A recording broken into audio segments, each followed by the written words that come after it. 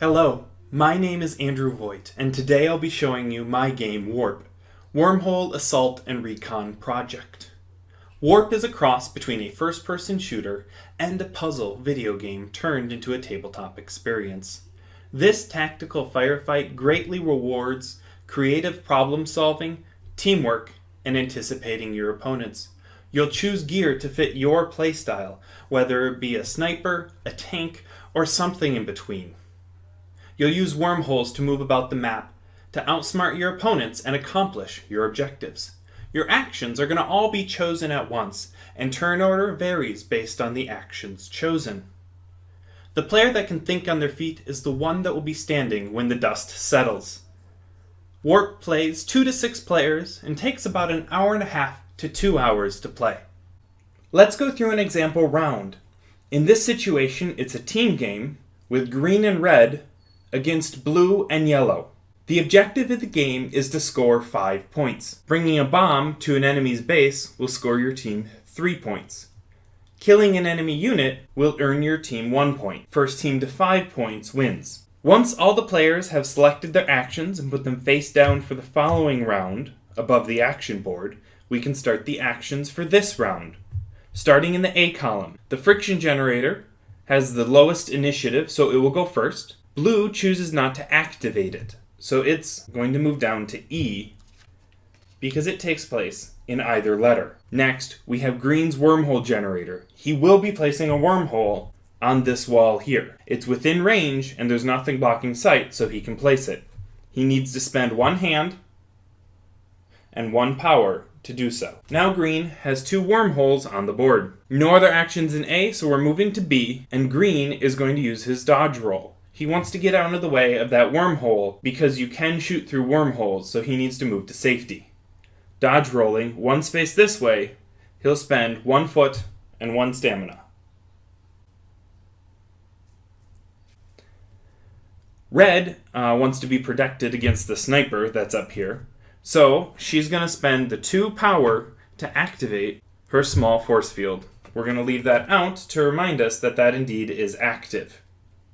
Yellow will be using the concussive blast because she doesn't like where Green's sitting. So Yellow's going to spend 1 hand and 1 power to fire through this wormhole and hit that space, which causes a blast, pushing anyone in the area away 1 space. Moving on to C, Green's actually going to use his timed grenade, not where he originally intended to, but now that he's closer to blue, he'll throw it there. The timed grenade, you declare the target, but it doesn't get to happen until after people have moved. So that'll go off at D9. Yellow has no one they can target, so she will not be using her scoped rifle, so just return it to the player.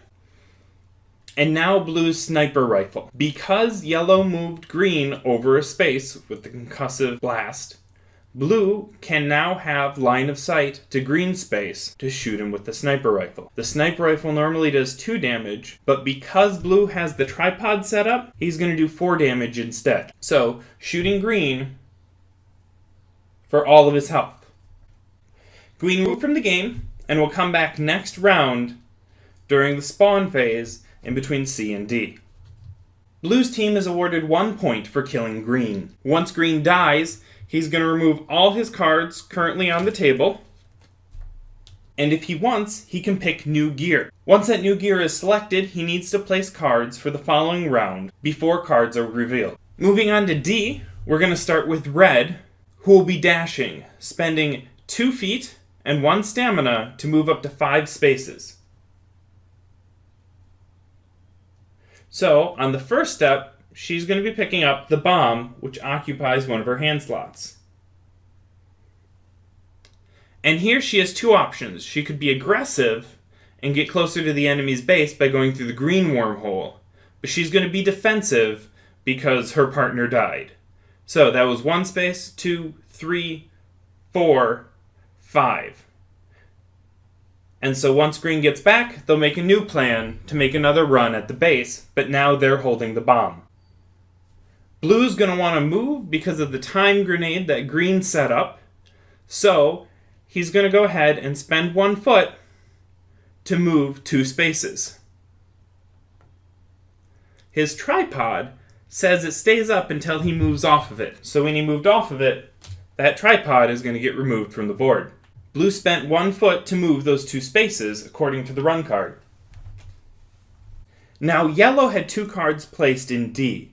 So those 2 cards are going to happen at the same time. So yellow is going to dash and use a teleport.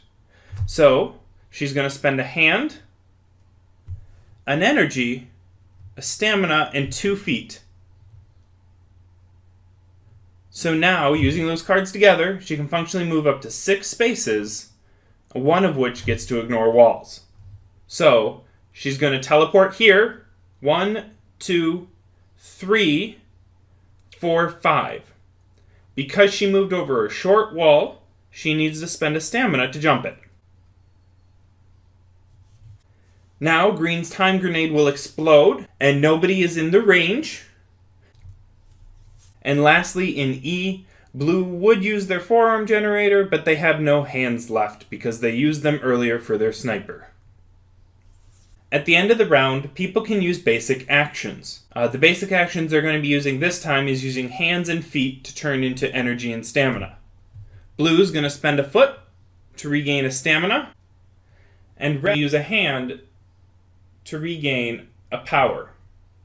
Now, once everything is done on this round, we would flip up and organize the cards for the following round, and then players would plan a new set of cards for the upcoming round. That, in short, is an example of a round. They typically take 10 to 15 minutes, and it usually takes somewhere around 8 rounds to complete a game. Thank you for viewing. That is W.A.R.P by Andrew Voigt. Check the description and subscribe for more information. I'll be producing more content as I'm able to. You'll also find links to my blog and my Facebook, which has more of my work.